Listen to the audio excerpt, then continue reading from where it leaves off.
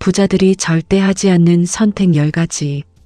부는 무엇을 하느냐보다 무엇을 거절하느냐에서 갈립니다.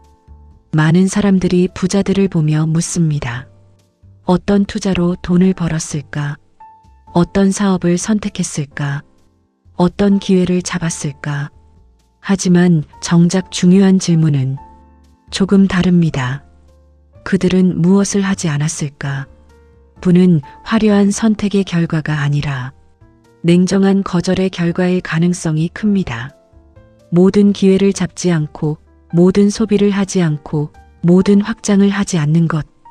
부자들은 기회가 많아서 부자가 된 것이 아니라 불필요한 선택을 잘라냈기 때문에 남을 수 있었습니다. 오늘은 부자들이 절대 하지 않는 10가지 선택을 깊이 있게 이야기해 보겠습니다. 이 10가지는 대단한 비밀 전략이 아닙니다. 오히려 지극히 현실적이고 지극히 냉정한 기준입니다. 첫째, 이해하지 못하는 것에 큰 돈을 넣지 않습니다. 주변에서 다들 한다고 해서, 수익률이 높다고 해서, 언론이 떠든다고 해서 움직이지 않습니다. 그들은 먼저 묻습니다. 이 구조를 내가 설명할 수 있는가? 이 수익이 어디서 나오는지 이해하는가? 위험이 발생하면 왜 그런지 알 수 있는가? 이 질문에 답하지 못하면 그들은 기다립니다. 모르는 것에 들어가는 것은 정보가 아니라 도박에 가깝다는 것을 알기 때문입니다. 가격이 오를 때는 누구나 자신감이 있습니다. 하지만 하락할 때는 이해의 깊이가 버팀목이 됩니다.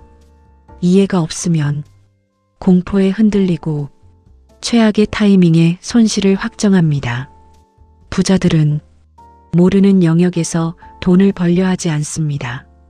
아는 범위 안에서 조금 덜 벌더라도 지속 가능한 선택을 합니다.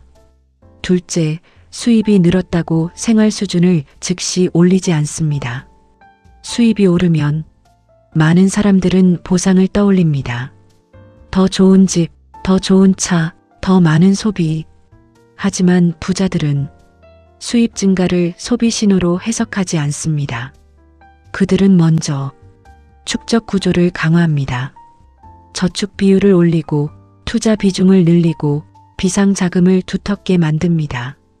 왜냐하면 수입은 언제든 변동될 수 있지만 고정 지출은 쉽게 줄어들지 않는다는 것을 알기 때문입니다. 생활 수준은 올리기 쉽지만 내리기는 어렵습니다. 그래서 그들은 일정 기간 지켜봅니다. 수입이 안정적인지, 흐름이 유지되는지, 구조가 단단해졌는지 확신이 생긴 뒤에야 생활을 조정합니다. 이 지연이 격차를 만듭니다. 셋째, 감정이 격해진 상태에서 큰 결정을 하지 않습니다. 시장이 급등하면 흥분이 올라옵니다. 주변에서 돈 벌었다는 이야기가 들리면 조급함이 생깁니다. 시장이 급락하면 공포가 커집니다. 많은 사람들은 이 감정의 정점에서 결정을 내립니다. 하지만 부자들은 결정을 늦춥니다. 하루, 며칠, 혹은 더. 왜냐하면 감정은 파도처럼 지나간다는 것을 알기 때문입니다. 파도가 지나간 뒤에야 바닥이 보입니다. 그들은 속도보다 정확도를 택합니다. 빠르게 움직여서 얻는 작은 이익보다 틀리지 않는 선택을 더 중요하게 여깁니다. 넷째, 빚으로 과시하지 않습니다. 많은 사람들이 소득보다 먼저 생활을 올립니다. 차를 바꾸고 집을 넓히고 브랜드를 늘립니다.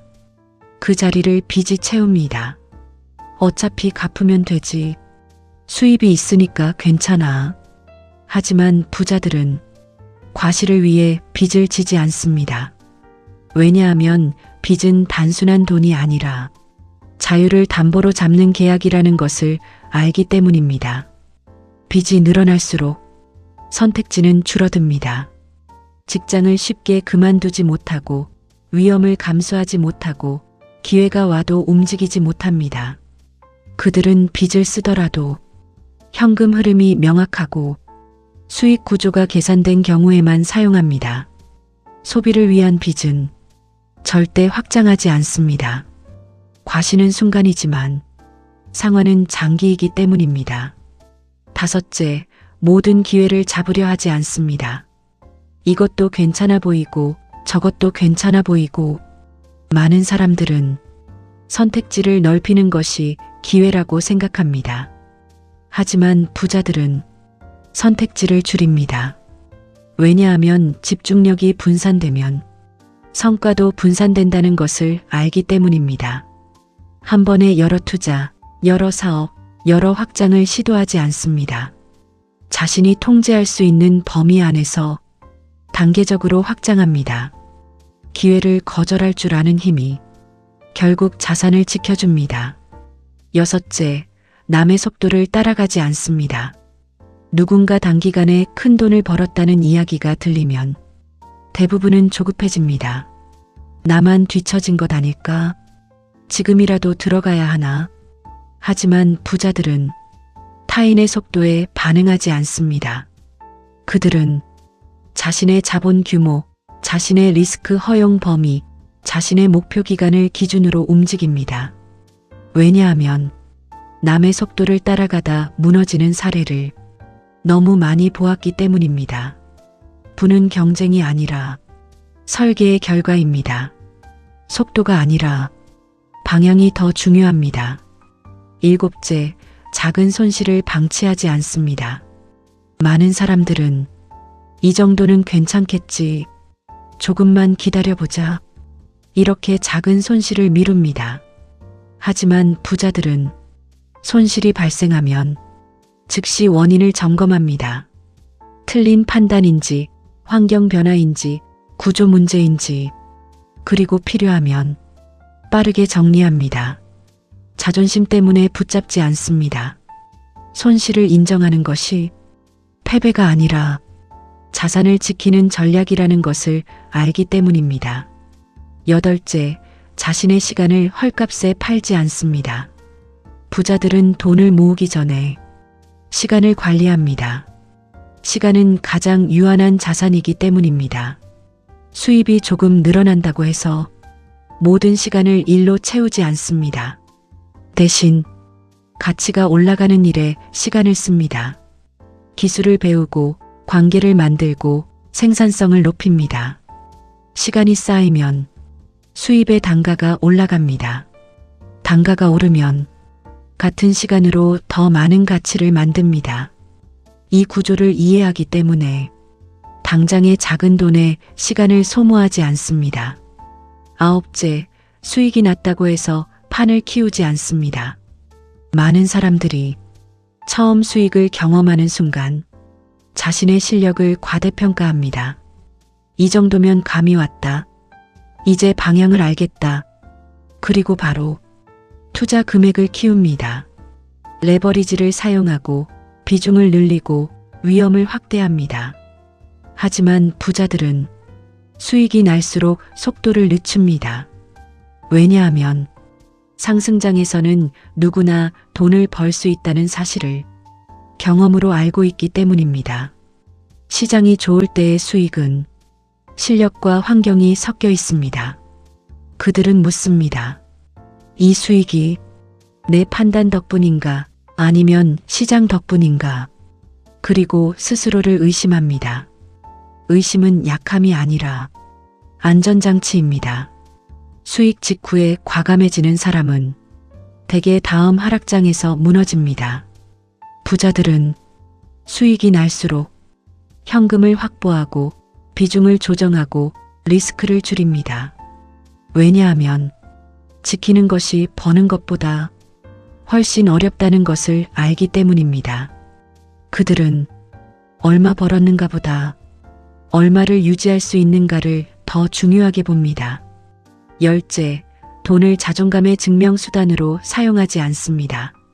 많은 사람들이 소비를 통해 자신을 증명하려 합니다. 좋은 차, 비싼 시계, 눈에 띄는 소비. 이 선택의 이면에는 이런 심리가 있습니다. 나는 이 정도 되는 사람이다. 나는 성공했다. 나는 뒤처지지 않는다. 하지만 부자들은 자존감을 소비에 연결하지 않습니다. 왜냐하면 소비로 만든 자존감은 지출이 멈추는 순간 불안해지기 때문입니다. 그들은 자존감을 구조에서 찾습니다. 안정된 현금 흐름, 낮은 부채 비율, 충분한 비상 자금. 이것이 진짜 자신감이라는 것을 압니다. 과시는 일시적이지만 구조는 지속됩니다. 그래서 그들은 보여지는 삶보다 유지되는 삶을 택합니다.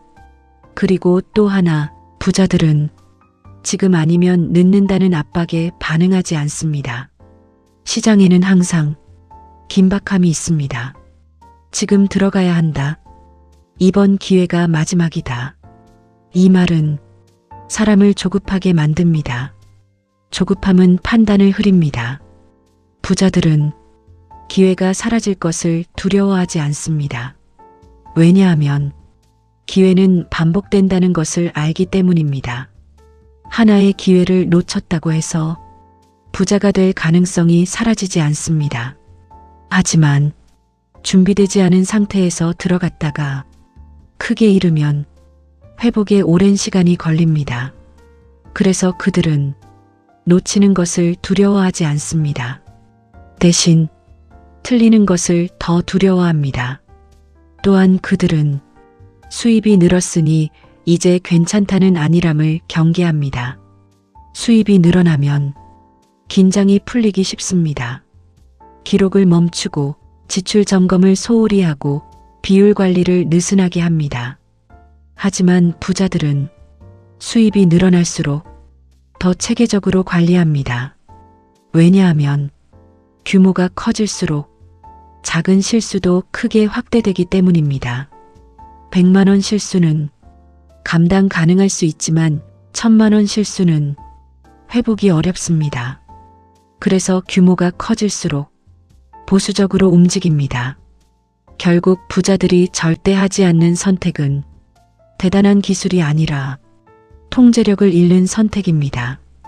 과시를 위한 빚, 흥분 속 확장, 공포 속 매도, 조급함 속 진입.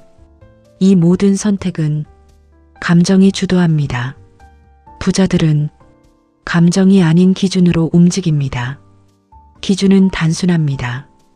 이해한 것만 감당 가능한 범위 안에서 지속 가능한 구조로 이 세 가지를 벗어나는 선택은 하지 않습니다. 많은 사람들이 묻습니다. 이 원칙을 모르는 사람도 없을 텐데 왜 대부분은 지키지 못할까? 답은 단순합니다. 원칙은 어렵지 않지만 유지하는 것이 어렵기 때문입니다. 부자들은 특별한 정보를 더 많이 아는 사람들이 아닙니다. 대신 자기 통제를 오래 유지하는 사람들입니다. 그들이 절대 하지 않는 또 하나의 선택은 수익이 난 뒤 긴장을 푸는 것입니다. 많은 사람들은 성과가 나오면 기준을 낮춥니다. 이 정도면 됐다. 이제 좀 써도 되지. 이제는 감이 잡혔어. 바로 이 순간이 가장 위험합니다. 수익은 자신감을 주지만 동시에 경계심을 낮춥니다. 부자들은 수익 이후에 더 철저히 점검합니다. 비중이 과하지 않은지, 리스크가 한쪽에 쏠려 있지 않은지, 현금 비율은 충분한지. 왜냐하면 돈을 버는 국면보다 지키는 국면이 더 길다는 것을 알기 때문입니다. 또 하나, 그들은 생활을 확장하는 속도를 엄격하게 관리합니다. 수입이 늘어나면 생활도 자연스럽게 늘어나려 합니다. 조금 더 넓은 집, 조금 더 좋은 차, 조금 더 높은 소비. 이 변화는 서서히 진행되기 때문에 위험하게 느껴지지 않습니다. 하지만 생활 수준이 올라갈수록 고정 지출은 무거워집니다. 고정 지출이 무거워질수록 위험을 감당할 수 있는 여지는 줄어듭니다. 부자들은 생활 확장을 늦춥니다. 수입이 20% 늘어도 지출은 5%만 늘립니다. 나머지는 축적 구조로 보냅니다. 이 지연이 복리의 연료가 됩니다. 그리고 그들은 아는 만큼만 벌겠다는 태도를 가집니다. 많은 사람들이 모르는 영역까지 확장합니다.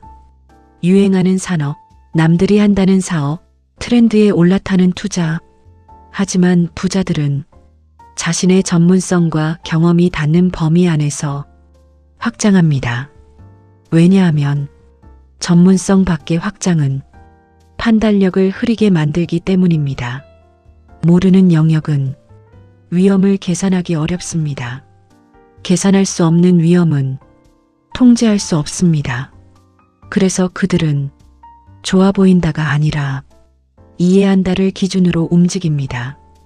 또 중요한 차이 하나는 그들은 돈을 벌기 위해 자신의 평판을 소모하지 않는다는 점입니다. 단기 이익을 위해 신뢰를 잃는 선택을 하지 않습니다. 약속을 어기지 않고 과장하지 않고 무리하게 끌어들이지 않습니다.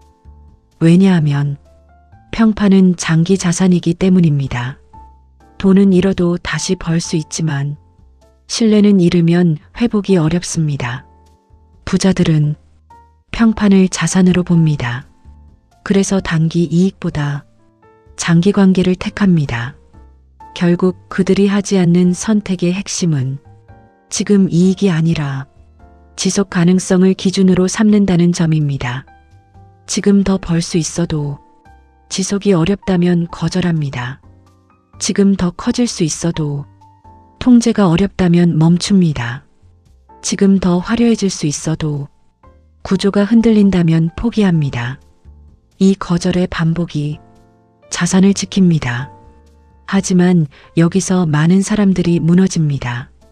왜냐하면 지속은 지루하기 때문입니다.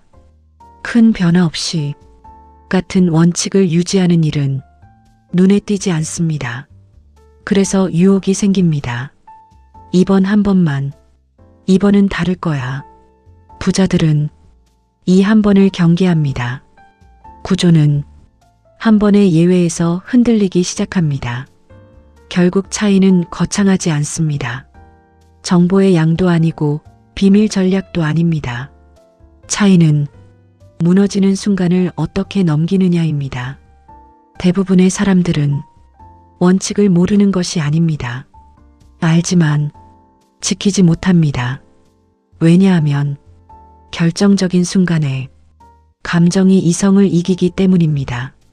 시장 급등, 주변의 성공 이야기, 갑작스러운 기회. 이때 사람은 합리화합니다. 이번은 예외야. 이 정도는 괜찮아.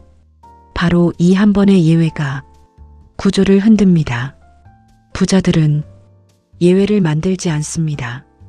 원칙이 있다면 그 원칙을 끝까지 지킵니다. 왜냐하면 구조는 작은 균열에서 무너지기 시작한다는 것을 알고 있기 때문입니다. 또 하나의 차이는 시간을 바라보는 관점입니다. 많은 사람들은 1년 안에 결과가 나오길 바랍니다. 하지만 부자들은 5년, 10년 단위로 생각합니다. 그들은 묻습니다. 이 선택이 10년 뒤에도 의미가 있는가? 이 구조가 위기에서도 버틸 수 있는가? 단기 성과에 집착하지 않기 때문에 중간 변동에 덜 흔들립니다. 시간을 길게 잡는 순간 조급함은 줄어듭니다. 조급함이 줄어들면 무리한 선택도 줄어듭니다. 그리고 그들은 돈을 통해 자유를 설계합니다. 돈이 많아 보이는 것이 아니라 선택권이 많은 상태를 목표로 합니다. 싫은 일을 거절할 수 있고 위험한 제안을 거절할 수 있고 무리한 확장을 거절할 수 있는 상태. 그래서 그들은 단기 수익을 위해 장기 자유를 포기하지 않습니다. 생활 수준을 과도하게 올리지 않는 이유도 같습니다. 지출이 커질수록 자유는 줄어듭니다. 부자들은 돈을 쌓는 동시에 선택권을 넓힙니다. 많은 사람들이 부자를 공격적인 사람이라고 생각합니다. 하지만 실제로는 방어가 뛰어난 사람들입니다. 크게 잃지 않고, 무리하지 않고, 감정에 휘둘리지 않고, 자신의 범위를 넘지 않습니다. 큰 성공보다 큰 실수를 피하는 데 집중합니다. 왜냐하면 큰 실수 하나가 몇 년의 축적을 무너뜨릴 수 있기 때문입니다. 지금 여러분이 스스로에게 물어야 할 질문은 이것입니다. 나는 지금 돈을 벌기 위해 선택하고 있는가? 아니면 돈을 지키기 위해 선택하고 있는가? 나는 지금 남들이 보는 선택을 하는가? 아니면 내가 유지할 수 있는 선택을 하는가? 나는 지금 속도를 택하는가? 지속을 택하는가? 이 질문의 답이 앞으로의 자산을 결정합니다. 부자들이 절대 하지 않는 선택은 결국 한 문장으로 정리됩니다. 감정이 주도하는 선택을 하지 않는다. 흥분 속 확장, 공포 속 매도, 과실을 위한 소비, 조급함 속 진입. 이 네 가지만 피해도 대부분의 큰 손실은 피할 수 있습니다. 그리고 큰 손실을 피하는 사람만이 복리를 온전히 누립니다.